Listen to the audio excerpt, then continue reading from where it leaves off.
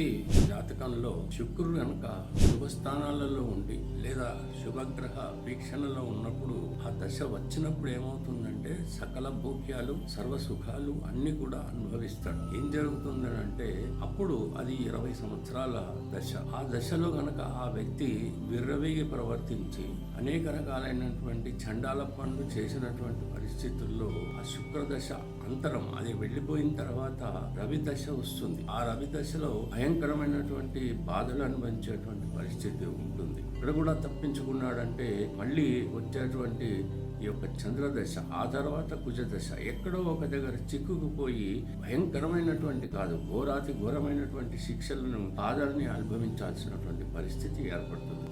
చేత శుక్రదశలో చాలా జాగ్రత్తగా ఉండాల్సినటువంటి పరిస్థితి. క్రమశిక్షణతో ధర్మబద్ధంగా అనేక రకాలైనటువంటి ఆలోచనలు కలిగి ఆచరణ రూపకంగా కూడా ఒక పద్ధతి పాటించి కనుక బ్రతకగలిగితే ఎటువంటి సమస్య రాదు.